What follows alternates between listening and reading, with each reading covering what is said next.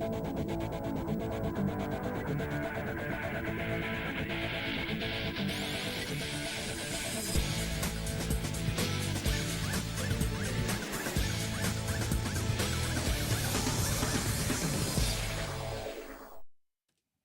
FIA Formula 3 Championship moves on to the Red Bull Ring here in Spielberg, Austria. It is round 7 of the season and we cannot wait to get started as the green light goes on for practice.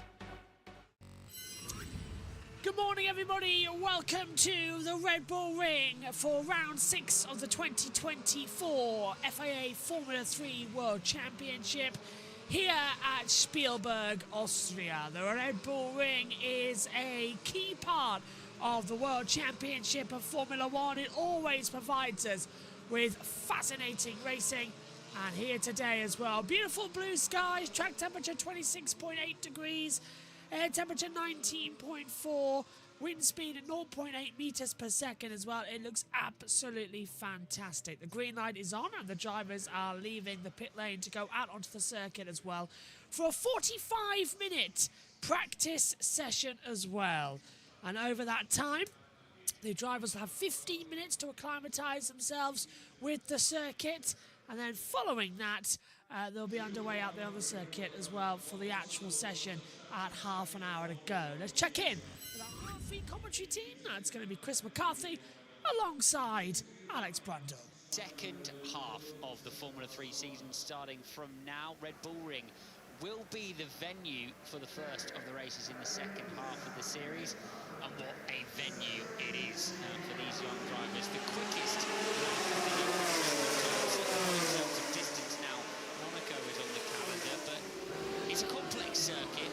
It's a circuit where you need to nail your braking points specifically, especially, for example, down here into turn 1, and a great challenge to be racing and performing qualifying laps around, as these drivers will be a little later on today. But first, 45 minutes, as ever, of free practice for them to get their head around it. We've got carryover tyres here, Chris. Hard tyre on the cars at the moment. They will eventually jump to the soft tyre when they start on the correct compound for the weekend a little later on in free practice or for qualifying. So yeah, all to play for, and lots of action to go then through this free practice session. It's going to be interesting to see who comes out on top at one of those venues that so many of the field have raced at. Yeah, that's definitely a difference. But one difference we did have last weekend is we did an in-season test at Barcelona. So we did see plenty of drivers waiting around in the pit lane, happy with that in-season test. This practice session may be a little more busy. Changes to the circuit, which has been a big talking point this weekend as well, particularly in the final sector. Alex, as someone who's raced here yourself, what have been your thoughts on those changes? We're approaching that section of the circuit now, turns 9 and 10, which is had gravel traps put in, 2.5 metre wide gravel traps put in at turn 9 and 10. Where we come to now? I mean, it was a massive discussion last year with regards to track limits penalties after almost every race. As you can see here, down towards turn 9 and 10, the final two, the Rid curve and then the Red Bull Mobile curve, the last corner. They've added that strip of gravel to try to give a natural barrier to track limits. There were so many penalties, not least a long time after sessions in last year's event. I think they're trying to avoid that as much as possible. This is going to be considered, this is often considered the perfect solution to track limits. Having those gravel traps, those strips of gravel with the tarmac behind them. It's going to be so interesting to see how what many consider to be the perfect solution actually plays out when we're on track. Yeah, there we see a closer look at those gravel traps added in. Track limits was a factor last year, particularly for a championship leader who eventually didn't get a time on the board. But there we see a closer look at them, and drivers now know the limit. You put a wheel onto that, it will affect your lap time. Yeah, the idea is it physically slows you down, and therefore drivers, when there is something that physically slows you down beyond the track limits, seem to be able somehow to keep the cars on the road. That's just the nature, though, of being in a racing car. You're in your fight or flight mode in terms of how your brain operates. It's a self-preservation instinct to stay away from natural barriers in a racing car. If it's just a line on the surface of the road, it's hard for your brain in that mode to take that barrier seriously. Yeah. So it's great to see those natural barriers. It's what the drivers have been calling for at the dizzy heights of Formula 1 and beyond. And so I think it's going to be interesting to see how, let's call it the driver's solution, plays out. Absolutely, the first part of this session is well underway now as well, with the drivers heading out there, just getting their acclimatisation laps in. Very important at the Red Bull Ring to do so, because it is a simple looking circuit, but it is a very challenging circuit. Let's give you a mind of what's happening here today on JBMotorsports as well. 7:50 until 8:45, you can join us for F3 practice. At 9:05 till 9:55, it's the F2 Austria practice. Megan will take you to the end of that, because at 9:45 to 10:30, we've got the first practice session for MotoGP from the Dutch TT. Then 11:15 till 12:40, FP1 for Formula 1, the only practice session we have. 12:55 as well till 1:35, it's F3 qualifying. 1:50 till 2:30, it is the F2 qualifying. Jess and Megan talking through that one while I go do the hour MotoGP practice. And then at 3:15 till 4:30, it's the F1 sprint shootout as well. And then later on tonight, technically tomorrow morning, at 12:50 to 1:50, it's the Formula E first practice session as well, and we'll be on the call for that one. A lot of action then, a lot of interest, as we see now coming into the pit lane, Casper Sutra climbing into his car as well. Early in the morning, only 8 a.m, 9 a.m. over there in Austria to get used to the morning action. Beneficially closing in on the championship. Yeah, as we're talking about feature race win, of course, brilliant performance from Arvid Lindbergh back in Barcelona, and has driven himself into the action on 71 points at this stage, the English driver. And he had a win at the beginning of the season back in Bahrain, very much a sprint race win, though, so it's good for him to take full points away from that second race in Barcelona. First victim of the script of gravel, Noel Leon, who had a great pace, I thought, throughout the weekend back in Barca, but finds himself wide through the bumpy entry to Rid Curve and commits to the outside tarmac. And that's the other reason it's been inserted, I guess. You either have to stay within track limits or go all the way around it. Leo Fornaroli now just pulling wide to find a gap, as you mentioned. Carryover tyres currently on the cars, the white sidewall hards, but we will see the red sidewall soft being used as our championship leader, who has just shown consistency has been key for him. 4 podiums for Leo Fornaroli so far this season. It's been a really impressive drive. We do have some drivers in their home race this weekend as well, one of them being Charlie Burt's, Josh Dupek the other, and they will have the support of the home crowd. Charlie Burt's, who put in a brilliant performance back at Australia to get himself in the points, the son of Alexander Burt's, Charlie. It's going to be a big weekend for him. This could be a great time to return to the points. It really could. It's a race where all to play for. The margins are going to be absolutely tiny throughout the qualifying session here. They always are. It's a relatively short circuit, 10 corners, of which 3 of those are taken flat out for these cars. So you're dealing with extremely fine margins on the brakes, in terms of the apex speeds, and in terms of getting back to the throttle as well.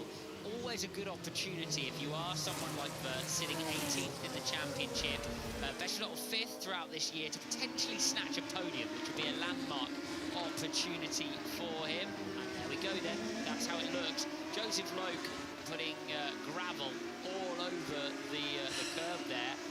The gravel solution, if you haven't seen it as well, the track limits here in Austria are a joke.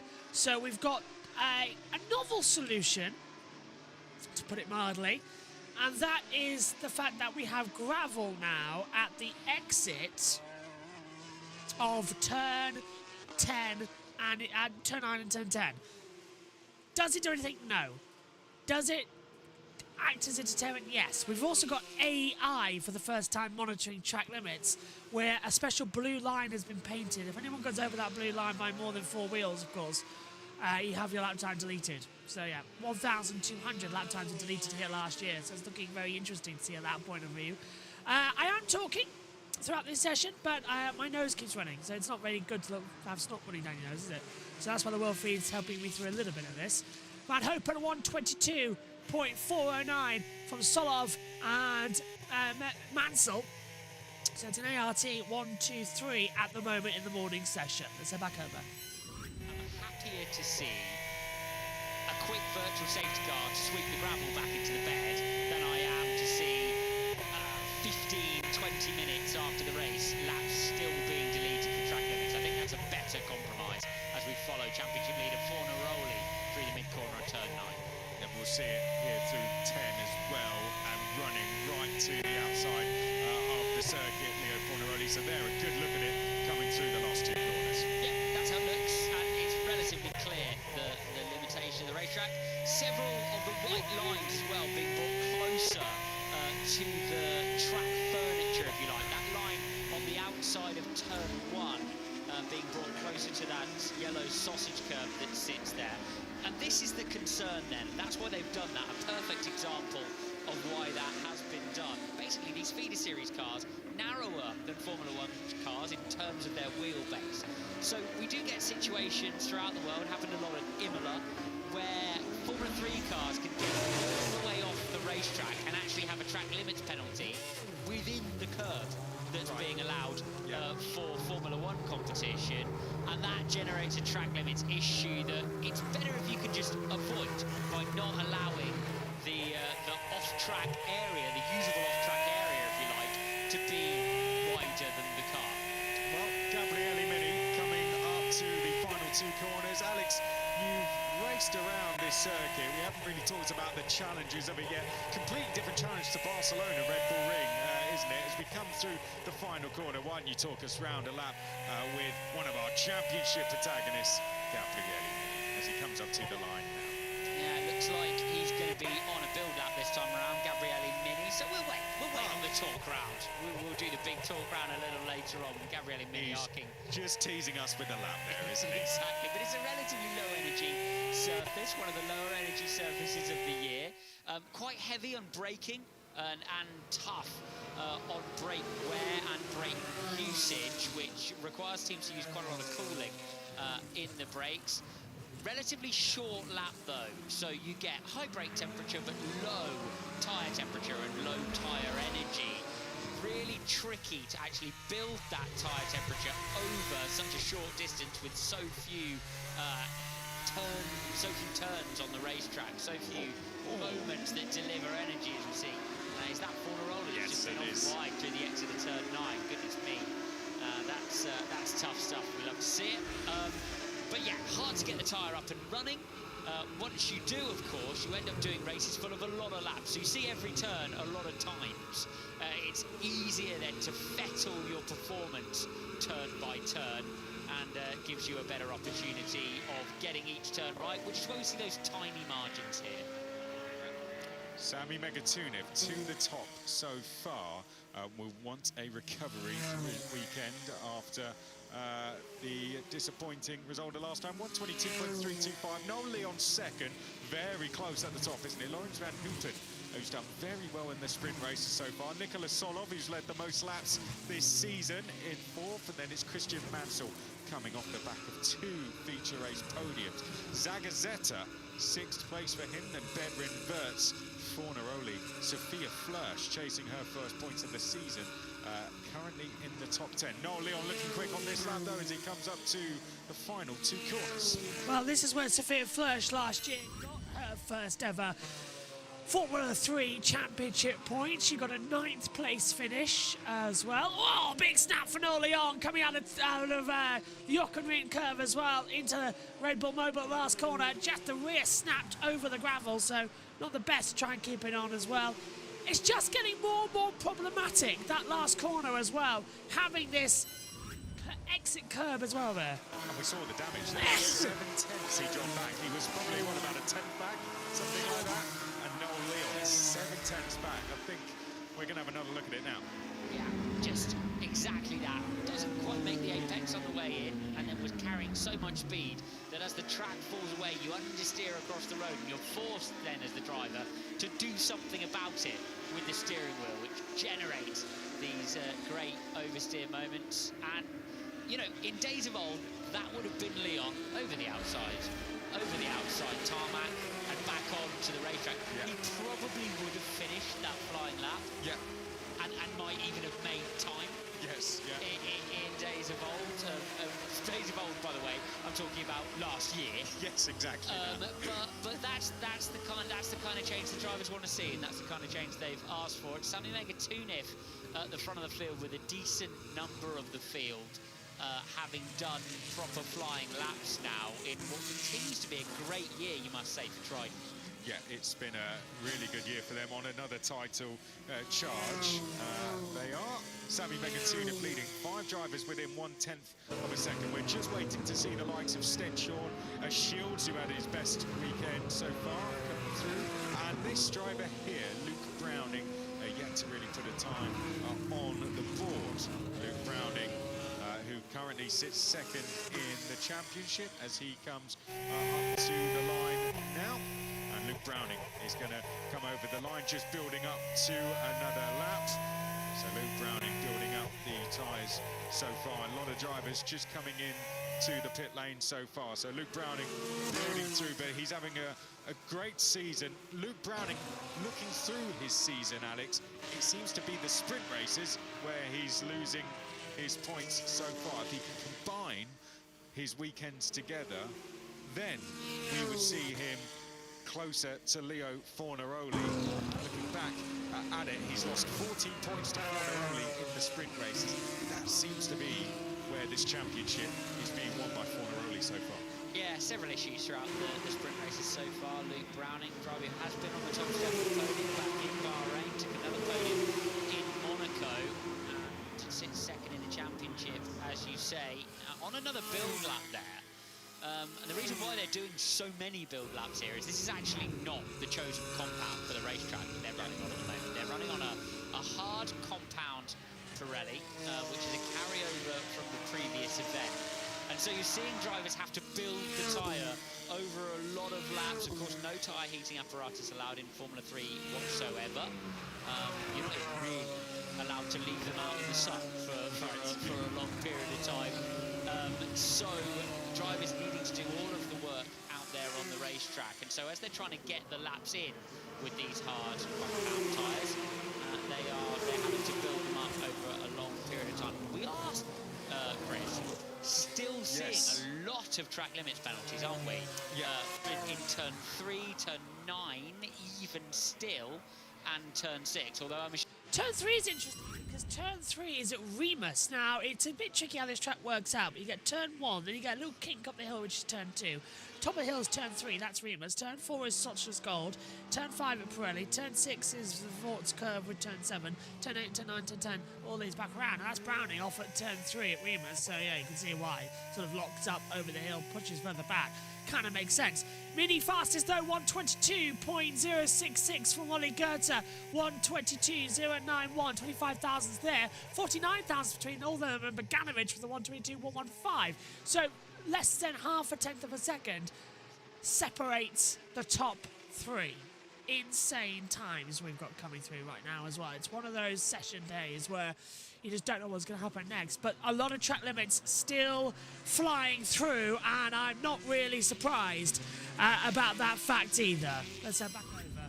Is the first one you come to that's down it, so you get a concept of the braking performance of the car over the last 2 zones. Then you go for the final big stop of the lap, and you add 20, 30 metres to the braking performance of the car because of how downhill it is. And that's why we see so many drivers making errors. The corner also punishes you if you don't make that apex because it falls away heavily towards the outside, which is why we see drivers off the road and touching that gravel on the left-hand side on the exit. So it's a real error generator out there to make sure that drivers nail that braking point and make the apex, having had so much more grip than they're feeling underneath the tyre down towards turn 4. I think we're going to see it now. Let's have a look. Alex, as he hits the brakes. Yes, this is obviously the previous one. This is up at the Remus hairpin, turn 3. Talking in general, where drivers made the error, which is down towards turn 4, the next one. But that is just the limit of braking for Browning, who realises he's going to take to the yellow sausage curb and be damaging the base of the car. Decides against in this stage of proceedings. Well, Gabriele Mini has gone to the top. Prema have arrived in this session. So have High-Tech Pulsate and Martini Estenshorn. And Luke Browning looks like he's about to challenge that time as he comes up to the final 2 times. We've seen him on build laps. We've seen him make a mistake on his first push lap, but certainly no signs of mistakes on this one. Purple through the second sector, out of the final corner he comes now, and Luke Browning to the top, 121.781. Dino Beganovic behind goes Finn. You can see in the background there signs of mistakes through the final corner already, Alex. Certainly drivers just finding the limits so they don't have to find them again, I think, for qualifying. Drivers off and back on again. There are some who suggested spraying the gravel with adhesive, which does happen around the world. So effectively they spray adhesive over the top of the gravel to try and keep it in the bed and make it a little bit less. What you often get though then is extra tarmac, because effectively gravel sprayed with adhesive is more or less what tarmac is. So you have to be careful with what you actually spray the gravel with to make sure that it's not too aggressive in terms of holding it together. Let's talk about Christian Mansell. He's really come into form, hasn't he, in the last 2 rounds. Pole position in the 100th race, as he said, no one else can say that they've done that. 2 feature race podiums, and he's come in to this title fight. 7th place now he is, and only 26 points back from the championship lead, which is the same as a win plus fastest lap. So Christian Mansell well within this now. Shows that we got just 26 points between our top 7. A title fight that is wide open. Okay, let's have a look at Noel Leon coming up the hill. His teammate Tommy Smith. We're going to take a look at. Oh, big lockup, but managed to still make the apex. One Australian driver across to Tommy Smith. Having a big moment there. They're really struggling, aren't they, with the brake bias up towards turn 3 this year, trying to get it absolutely right. It's one of the biggest stops of the season, one of the biggest G loadings that they pull longitudinally because of the uphill nature of the racetrack.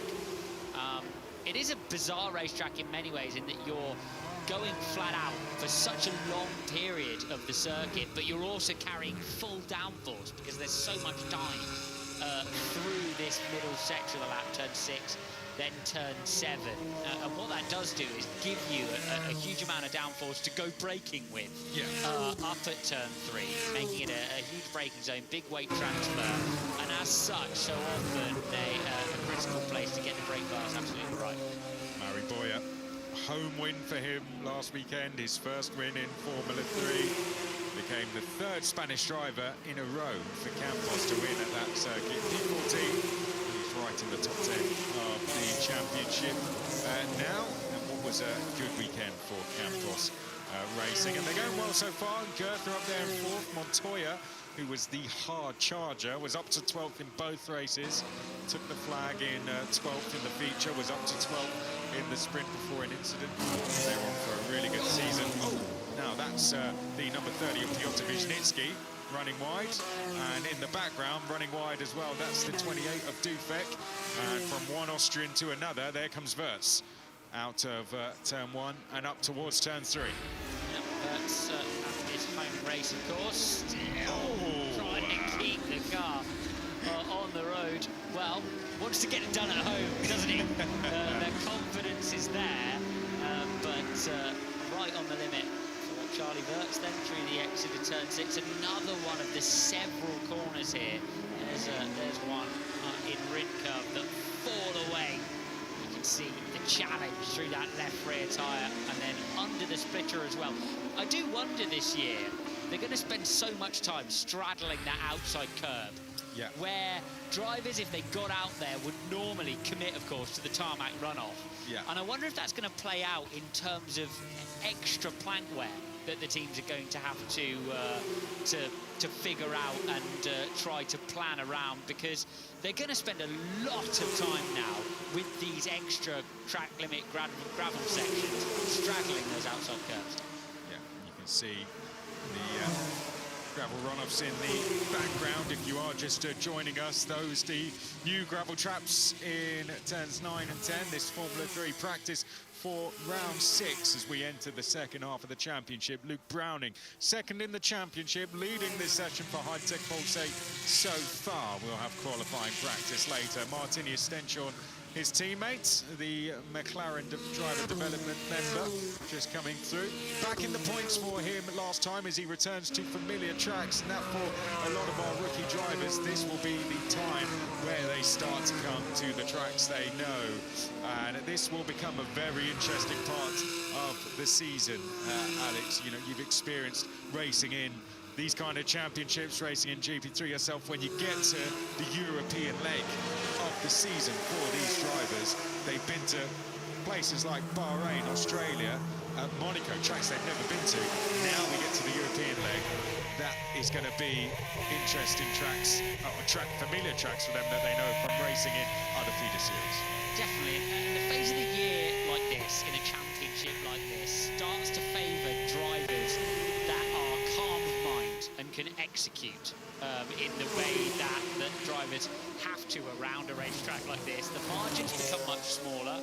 Drivers are no longer learning the car. They've got their head around it a little bit. They're not learning the racetrack, so it's all about who can do the job on the day. You get to a series like this where sort of actually probably 20 drivers realistically could deliver a pole lap around here if they were absolutely calm and had the car underneath them. And I was told once that, as you see Fornaroli off through the exit of turn 6, where many a driver are losing laps, actually dipping the wheel in the gravel. They seem to be getting away with it out there though, don't they? Yeah. I was told when I was around this level that everybody drives worse in qualifying. You've just got to drive less worse than everyone else, because the pressure is such. That's a very good point, isn't it? The pressure is such that you move from free practice where you're nice and calm, getting your head around the car, then you've got to go and deliver one lap that needs to be excellent. It's got to be the best you can do. And drivers of this age and level can so often and so frequently over-push when trying to deliver that lap that actually it only takes redoing the lap you did in free practice to then be at the front of the field at the end of qualifying. And anybody who has the calmness of mind to do that rises, particularly at this stage of the year when execution is all. That's certainly the thing, isn't it? And why we've had 5 different pole sitters in 5 rounds so far. Interestingly, though, not many of those have been able to deliver a win from that. Leo Fornaroli goes to the top of the standings, 121.663, but going off your point there, Alex, that just shows how open these qualifying sessions are when we go into them. This driver looking to try and get his first pole position, Luke Browning, and so far delivering pace that could certainly challenge for one when we go qualifying a little later on. Another driver looking to try and do the same, but they're all trying to get inside that top 12. We reversed the grid for the sprint race. The top 12 will be reversed for that. The grid will be as so for the feature race. Interestingly, I've not seen any driver yet cross across onto the soft compound tyre and give that a go. They're notorious for graining here, incidentally, the soft compound, and it's an interesting one where you can either, if the tyre is in its functioning zone, you can have it work for an extremely long time through the race because the actual wear on the surface of the tyre is not that high. but if you damage the tyre early on, it can be finished in 6 laps. Yeah. So I think with the track temperature relatively low, although it's climbed a lot since the beginning of the session, now up at 28 degrees, they are potentially protecting the use of those soft compound slightly. Is that the first set? Yes. I think so. Yeah, so maybe holding them to the end of the session, a bit of a qualifying simulation then on their practice set of soft compound tyres, and I guess that's the way you run it, isn't it? Throw a set on right at the end, make sure you're in the right place. Relatively easy to overtake around here, 3 DRS zones and plenty of big braking zones, but even still, you'd want to get the best feel for qualifying. You just want to be in that top 12, really, don't you? It's a track that you can get away with a slightly lackluster qualifying. If you can get in the top 12, you've got a chance of 2 good point scores. Yeah, but you know, if you're 8/10ths off the pace, you're going to be out of the top 15 here, at least. At least, yeah. It's going to be, you know, or even half a second could cover the top 10. Yeah. Without a shadow of a doubt. That's in fact the way it is, more or less right now. So, you know, by qualifying it will be much closer again. You've got to be what in other series would be considered extremely close to the pace to be anywhere near the top half here, which is why they're focused on nailing that qualifying moment. Fornaroli there with rear suspension change of some description into Puvazak in the AIX Racing 29th in the championship at the moment, just having a few tweaks down in the pit lane as well before we get a real feel for who's got pace and who hasn't. Most of the field now in the pits probably for that soft compound. So we're going to see, we've seen an almost race simulation in some ways. They've almost gone out on a hard tyre, done quite a few laps. Now we see them go on those soft tyres. One of the 2 drivers in a home race, Charlie Wirtz, will be enjoying plenty of home support this weekend. Has raced here before in the Euro Formula Open along with his countryman Josh Dupek, which they did last year. Enjoyed success with that as well. The pit lane very busy now with drivers getting ready to cross over, as we mentioned. We go into the final 10 minutes. Let's take a look back at the number 29, Callum Voisin. Finding his way out there. Yeah. I hope they've got a very, very big broom. Because they're going to need one, aren't they? They're really going to need one this weekend, especially when you get cars with more downforce out there. And more downforce out there and a bit more weight as well. They're gonna have to have. Maybe it's a leaf blower or a gravel blower. Yeah. I'm excited to see what there is plenty out there. Because I know them round here and they're on it. Right. They're on it. At this racetrack, they're on it in terms of management of the circuit. There will be a solution to whatever becomes of the gravel down towards turn 9 and 10, and I'm excited to see what that solution is. We will keep our eyes peeled between sessions and update if we can. Sophia Flörsch, she's currently 17th so far. Let's see how she gets on. Well, the one thing I do know about the circuit is that gravel has to go for MotoGP. It cannot stay there. This track is used for the Austrian rounds of the MotoGP World Championship across the 4 classes that race here. Of course, you have MotoGP, Moto3, Moto2, Moto E come here as well. Rubber rookies, of course, race here. So 5 classes. They cannot stay. So that will go. It's not about this weekend. It does feel different this Friday. It's a sprint weekend. So it's slightly elevated what we've got coming up here. Saturday, for instance, as well. F3 sprint, F1 sprint, F2 sprint, all in the morning. Then it's the F1 qualifying in the afternoon. So it's going to be a little bit wild, a little bit up in the air. But I like how Saturday afternoon is sort of back to normal. But I would much rather have practice, qualifying, sprint shootout, sprint race. I like the fact that the 2 races are back-to-back. Having qualifying after a race still confuses me, and it's our 3rd of 6 sprint races of the season. We had, of course, one in China, one in Miami, and now we've got one here in Austria. And then we'll have, I believe, where's our next 3 as well? Comes in at, well, I think it's Guitar, Brazil, and Kota. Is that where we're going for the next 3 sprints? I can't quite remember. Few cars, drivers heading on the circuit right now as well, but we're all still in the pit lane with 10 minutes to go. Out on the racetrack, around the shortest lap of the year in terms of time, with 2 fast final corners. So you need to be going out of turn 10, otherwise you're going to lose massive time on the eventual lap that you do. And you tend to get a queue through the blind turn 9, blind and fast turn 9, which can be really tricky for the drivers. So traffic management will be on the minds of all, more than ever here, in terms of when they set their time and when they don't. Expect drivers to go in the gap during the qualifying session. Yeah. I mean, the gap between, obviously you've got two sets of tyres to play with in the qualifying session. You tend to run one at the start, one at the end.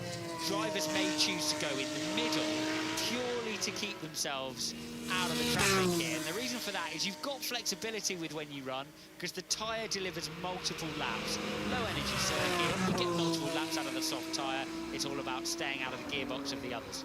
Mentally quite a demanding circuit as well, because you have so much time to think about each braking zone, each input, don't you? You can almost talk yourself into a mistake, I imagine, with this circuit. And that allows things like the brakes to cool down, I imagine, around this circuit. It must be a very demanding circuit in that sense. Yeah, way too long to think about it.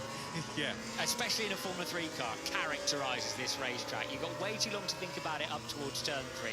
Another long run with the DRS open down towards turn 4. And so often, the braking zone that you instinctively pick, or the braking point that you instinctively pick, is the right one. And then you go down there and start thinking about how much later or earlier you're going to brake, and whether the tyre's going to give you a bit more, or whether the wind has changed. And whatever you choose to do is wrong in comparison to what your body naturally gives you in terms of the distance that you should be braking at. So that's the nature of it. You also have way too long to think about the final 2 corners. So you'll be heading down from turn 7 towards through the middle of turn 8 towards turn 9. Knowing you've done a good lap, all wide for traffic over that outside curve. But you'll be thinking about the final 2 corners, whether you're going to hit the apex of grid curve or not, and inevitably, as soon as you let your mind in to sort of almost commentate on your own performance while you're giving it, you miss it, and you end up going wide. Even worse now with the gravel, of course, outside turn 9. Yeah, very demanding. Great insight as always. Thank you to Alex Brundle. Now let's have a look at this from Tramnitz. Interestingly, one of several drivers who stayed on the hard tyre. That's just running wide out of turn 1. Skateboard stuff down the outside of the curve in turn 1. Whether he actually stayed on the road there, despite having 2 wheels on the outside curve at turn 1. We haven't seen the lap time deleted, so I wonder, it looked like his front right kind of came back on the road, given the topography of the curve, before the right rear had left it, if that makes sense. But over the road anyway, and potential damage to the outside of the floor, you don't want to be doing that too many times. And I imagine it's going to affect him all the way down that straight. So, well, interestingly, some drivers are just going out on that carryover hard. Some have gone for the new soft tyre, which is allocated for this weekend. So we'll see how that one plays out. As this a sign of some traffic we're seeing building up here as we get ready for these final runs. Yeah. Garbage traffic down towards turn 6, and that's not what they need. Van Hoopen, who was very much a part of the action down towards in the feature and sprint race 1 week ago. Tramnitz has lost that lap time, I think, Chris. Yeah, yes. Well pointed out. Van Hoopen very much part of the action now. They're all rolling round to try to get a lap in, and this is what we were talking about the traffic in that final sector. There's McLaren Junior Alex Dunn again, who's having a barnstorming race with Van Hoopen actually last week. Just making his way through the final couple of corners. Yeah. good race.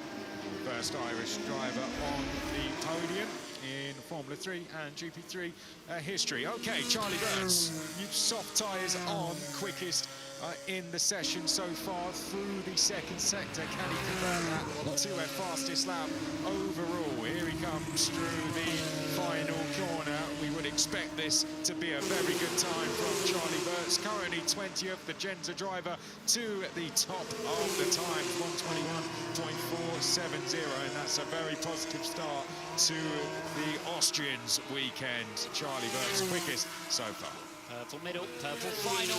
Good performance from Burns, who has gathered lots of time, of course, from using that soft compounded tyre.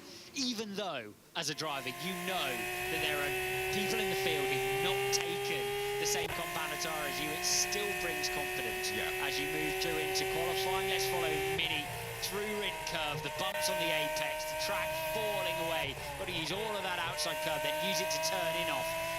Big challenge for damping and also for the driver to try to make that inside curve of the final corner, and then it falls away and you always end up gravitating towards the outside of the racetrack. First corner for Mini as well. There's always a big interruption with the grip of the car as it crests the rise over that right-hand curve. Another improvement for Verts, also an improvement for Mansell in the ART that we're following now. Yeah, Mansell coming through the last two corners. Oh, ahead of him, Noel Leon ran wide, and Noel Leon is crawling out the final corner. Mansell is now coming up to the line, so Noel Leon will not get an improvement. That affected Mansell's lap. It did not affect Charlie Burns' lap in the background, 121.182. He's now just under half a second clear from the rest of the field, and Santiago Ramos taking a similar tactic on the soft tyres, goes to P5 in this session. Yeah, tricky for Mansell there. Had to take evasive action. Notice he didn't get his DRS open either across the line, so perhaps slightly distracted through that final corner. Let's see what's going on with Fawn and Rowley. That's Megatuniv ahead of him. Comes across the road behind Megatuniv, and just a good view on that lock-up again for Megatuniv, where they're still struggling. It's a big bump on the apex of turn 3, a bigger bump than it looks from beside the racetrack. So often you get more of a cross load than you're expecting in the front axle. That gives you that little bit of a lock-up, but for whatever reason they're struggling to build temperature, particularly in that hard compounded tyre. Noel Leon loves challenging the limits through those final two corners, doesn't he? He just wants to give them a bit of a sweeping job to do on the after this free practice session, I think, but he's certainly finding his limits, and he's finding good pace. Noel Leon, 8th place in this session so far. Here comes Santiago Ramos through the final corner. Someone else has certainly found the limit through the final corner. All the dust being kicked up through there, but Santiago Ramos has found a purple final sector. 121.236 for him, and that puts him 2nd place, and much closer that time to Charlie Burns, possibly delayed on his last flying lap. No delays this time for Ramos, who goes 2nd place, and you can see how close it is between he and Bert, and half a second clear they are from the rest of the field. 1 minute 30 to go then. So far it's been a nice calm practice session, no drama, which is exactly what they needed after a couple of weeks where they've been a bit up and down. Of course, it's the 2nd weekend of a triple header. Verts fastest on home soil. That's going to be very happy for him. Of course, his father, Alex Verts, who is the president of the GPDA, and Charlie on home soil with a middle sector, which is a faster overall. But Ramos has just taken it, 24.8. Still 54 thousandths of a second between the top two at the moment, which is an impressive gambit. Fuller early in 3rd, Browning 4th. Mini completes at the top 5 after scoring no points last time out at the Spanish Grand Prix. He needs a better weekend here in Austria. Let's have a look at Bogdanovic. A lot of traffic coming into Jochen Rindt. A load of traffic. Oh, and gets on the gravel as well. Rear steps out, massive twitch, gets pulled in over the sausage curb and into the gravel. So that's a track limits violation, obviously. There's cameras set up, 2 CCTV cameras at equal equidistant. There you go. I was trying to think of the word. 2 cameras at equidistant points looking at the same lines on the circuit. So if they go over by all 4 wheels, over the blue line, they'll have their lap time deleted. So it's all automated, as the FIA have been testing it and now get put into position this weekend. Into Privazak goes 20th. Ramos second as the checker flag comes out. Sophia Flörsch is 21st overall. Will continue to improve on their times. Mega Tunif down a little bit. Mini up towards the line. Is he going to improve from 5th place? Take the checker flag. No, Mini stays in 5th. 121.925. Mega Tunif into Rin, turn 9. The right-hander, another right-hander at turn 10. A little bit of dust kicked up from someone ahead. Across the line, and Mega Tunif's time is up to 9th, 122.048. Then we get in 21st position Joshua Dufek, 1.2 seconds down on the overall pace. So still time to be found and data to be analysed, but a very strong opening free practice session for Formula 3. Last few is coming across the line. Tommy Smith. Solov goes 15th. Into Privazak. Kind of stays in 20th position. Smith goes 5th. Up from 8th, 121.851. And that completes the running order for this practice session. Now, we're on a quick off to get everything ready for Formula 2. So it's Charlie Wirtz. Oh, and Forlaroli stopped on the track. Forlaroli stopped on the track coming up to turn 3. The man who's in 3rd has got a tech issue and has stopped on the circuit. That's interesting to run out through as well. So it's Wirtz, Ramos, Forlaroli, Browning, Smith, Mini, Goethe, Steinshaw, Medikunif, Leon, Beganovic, Van Hopen, Dune, Mansell, Solov 15, Chimanatsi, followed by Montoya, Lindblad, Boyer, into Privazak, Dufek, Flörsch, Zagazita, Shields, Vozin, Esterson, Bedrin, Sutra, Wisnicki and Loke. That's the order in total here for free practice, as this is what happened then to Martin and Steinshaw through the last corner, through the gravel and almost getting sent towards the tyre barrier. I don't think this gravel is going to be staying. Might go. There's your practice session then for Formula 3. Thanks for your company. We're going to head off then. We're back at 9:05 for all the action for Formula 2. See you soon. Bye-bye.